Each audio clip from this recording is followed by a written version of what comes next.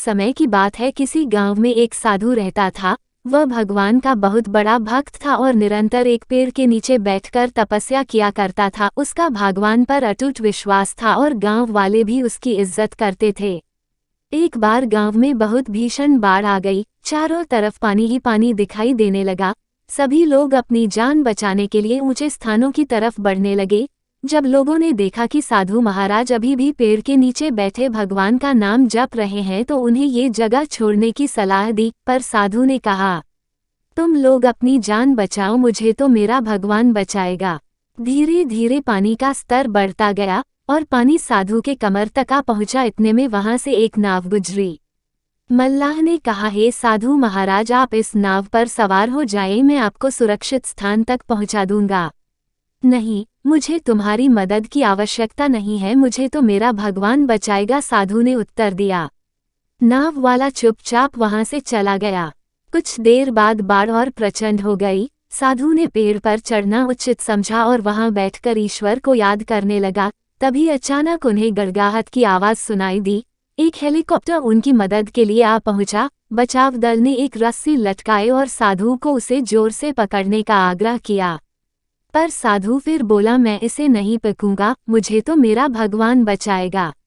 उनकी हट के आगे बचाव दल भी उन्हें लिए बगैर वहां से चला गया। कुछ ही देर में पेड़ बाढ़ की धारा में बह गया और साधु की मृत्यु हो गई। मरने के बाद साधु महाराज स्वर्ग पहुंचे और भगवान से बोले, हे प्रभु, मैंने तुम्हारी पूरी लगन के साथ आराधना की, तपस्या की, पर जब मैं पानी में डूबकर मर रहा था तब तुम मुझे बचाने नहीं आए, ऐसा क्यों प्रभु?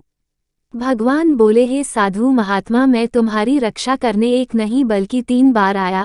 पहला ग्रामीणों के रूप में, दूसरा नाव वाले के रूप में और तीसरा हेलीकॉप्टर बचाव दल के रूप में। किंतु तुम मेरे इन अवसरों को पहचान नहीं पाए। मित्रों, इस जीवन में ईश्वर हमें कई अवसर देता है। इन अवसरों की प्रकृति कुछ ऐसी होती है कि वे किसी की प्रतीक्षा नहीं करते हैं। वे एक दौड़ते हुआ घोड़े के समान होते हैं जो हमारे सामने से तेजी से गुजरते हैं। यदि हम उन्हें पहचान कर उनका लाभ उठा लेते हैं तो वे हमें हमारी मंजिल तक पहुंचा देते हैं, अन्यथा हमें बाद में पछताना ही पड़ता है।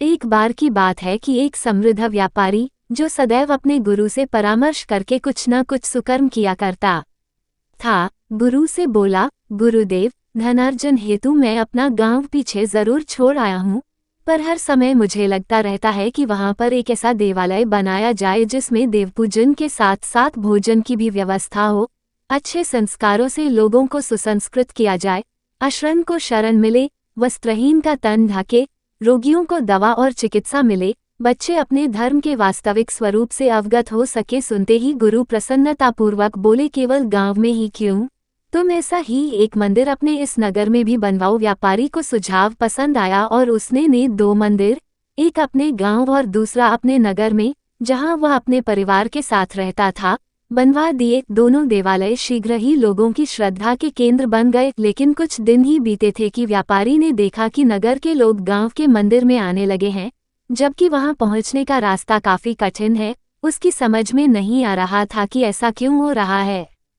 कुछ भारी मन से वो गुरु जी के पास गया और सारा वृतांत कह सुनाया। गुरु जी ने कुछ विचार किया और फिर उसे यह परामर्श दिया कि वह गांव के मंदिर के पुजारी को नगर के मंदिर में सेवा के लिए बुला ले। उसने ऐसा ही किया, नगर के पुजारी को गांव और गांव के पुजारी को नगर में सेवा पर नियुक्त कर दिया। कुछ ही दिन बीते थे कि वो ये देखकर स्तब्ध रह गया कि अब गांव के लोग नगर के मंदिर की ओर रुख करने लगे हैं।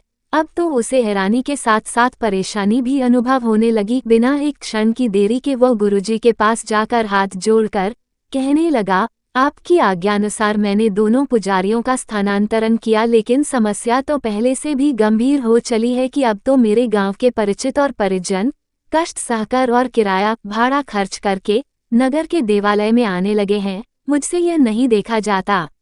व्यापारी की बात सुनते ही गुरुजी सारी बात समझ गए और बोले, हैरानी और परेशानी छोड़ो। दरअसल जो गांव वाले पुजारी हैं, उनका अच्छा स्वभाव ही है जो लोग उसी देवालय में जाना चाहते हैं जहां वे होते हैं। उनका लोगों से निस्वार्थ प्रेम, उनके डैक से दुखी होना, उनके सुख में प्रसन्न होना, उनसे मित्रता का व्यवहार करना ही लोगों को उनकी ओर आकर्षित करता है और लोग स्वतः ही उनकी ओर खींचे चले आते हैं। अब सारी बात व्यापारी की समझ में आ चुकी थी।